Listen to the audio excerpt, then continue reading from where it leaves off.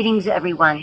I'm Wendy Liebing, the Assistant Dean for the Regulatory Affairs and Quality Assurance Graduate Program of Temple University School of Pharmacy. I bring you salutations and congratulations from the senior administration of the university, as well as the Dean of the School of Pharmacy. Today, we are celebrating the graduates who have received a Master of Science in Regulatory Affairs and Quality Assurance, Global Clinical and Pharmacovigilance Regulations, and non-thesis Pharmaceutical Sciences, either in August 2020, December 2020, or May 2021. This year marks the 53rd anniversary of the RAQA graduate program, but it also marks the silver anniversary of our separate diploma ceremonies for the program. We wish we could be together in person, but obviously the exigencies of COVID changed our plans. However, having a virtual diploma ceremony enables us to include all our graduates from across the United States and around the world. So welcome to our virtual graduation. Dear graduates, all of you have now spent some portion of your life studying at Temple University. Some of you may have spent 2, 3, or 5 years earning your master's degree. Others well exceeded that, as life challenges of one sort or another delayed the completion of your degree program. Some of you may also have earned additional degrees from our great university, such as an undergraduate, another master's, a doctoral, or a professional degree, such as the Doctor of Pharmacy. Having worked at Temple for my entire professional career, I often envision time in terms of academic years, which run from July 1 through the end of June. All of you receiving a degree today fall under academic year July 2020 to June 2021, a period which may one day be described by the Latin term of annus mirabilis, annus meaning year, and mirabilis meaning amazing, wondrous, remarkable. Annus mirabilis is a year of wonders or a year of miracles. The opposite of annus mirabilis is annus horribilis. Horribilis means horrible. So annus horribilis is a horrible year or a year of horrors, which can also describe academic year 20 to 21 as we continue to deal with COVID-19. That term, annus mirabilis, or year of wonders, was first used to set apart the year 1666, when incredible scientific discoveries were made by Isaac Newton during a time of great suffering. In 1666, Newton was supposed to attend Cambridge University in England, but Cambridge was closed because the bubonic plague was ravaging London, killing 1/4 of the population. Isaac Newton's thirst for knowledge did not abate when the university closed. He used the time to conduct experiments and postulate theories on his own. One involved cutting a hole in a window shade, allowing a beam of sunlight to project on a wall, and then putting a prism through that light beam to create a rainbow of color. That manipulation of the light beam led to Newton formulating the foundation of modern optical physics. On another day, he sat beneath an apple tree and just watched how the fruit fell to the ground, which resulted in him composing the laws of motion and gravity. He even discovered and postulated infinitesimal calculus. He was just 23 years old when his discoveries changed the scientific world, turning an annus horribilis, a year of the bubonic plague, into an annus mirabilis, a year of wonders. In many ways, academic year 2020 to 2021 is another year of wonders, or annus mirabilis. All of us should be awed by what was accomplished by government agencies, academia, foundations, pharmaceutical and biopharmaceutical companies to address the COVID-19 pandemic in implementing Operation Warp Speed. Many of today's graduates and our faculty work for these organizations. Some graduates may have been part of teams that oversaw clinical trials for COVID-19 vaccines. The Temple University community is proud that Temple University Hospital conducted several major trials for the Johnson & Johnson vaccine. Some of today's graduates may also have been involved in the analysis of safety profiling and pharmacovigilance data of vaccine trials. Our pharmacists and physicians receiving the Master of Science in Global Clinical and Pharmacovigilance Regulations may have served on the front lines of healthcare, injecting the new COVID-19 vaccines into the public. And our graduates who work for the Food and Drug Administration are part of the agency that continues to set regulatory standards for the world. FDA played an enormous role in streamlining regulatory processes to permit emergency use of the new vaccines.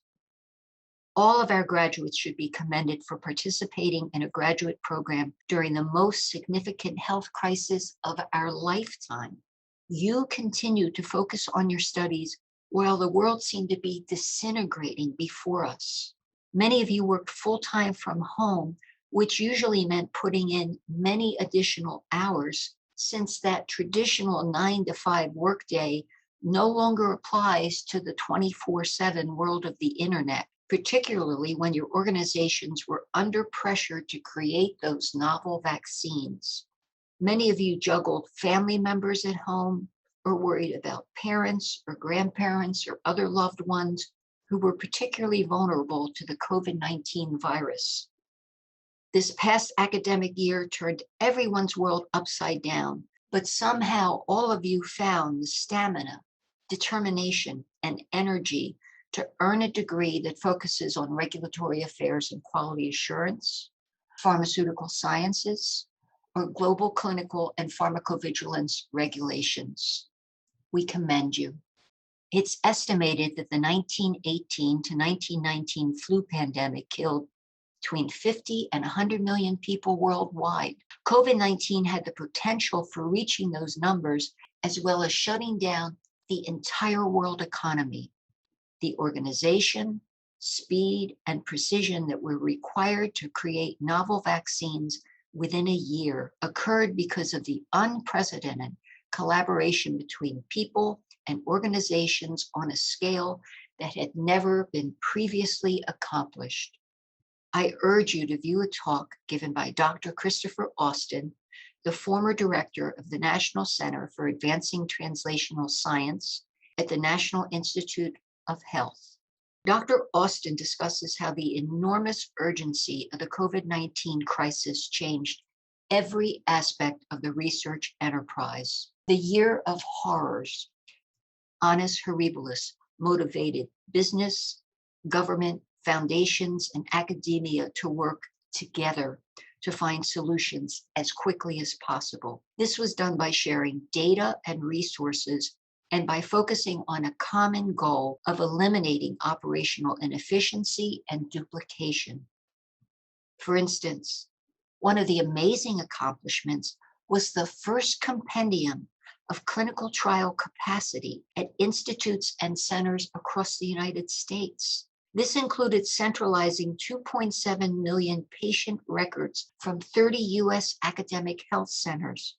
Over 1,000 individuals worked on this project. Not only did they coordinate and centralize those records, but they also harmonized the data so that researchers, clinicians, and physicians didn't have to lose any time recalculating or interpreting the data to comply with their institution's methodology.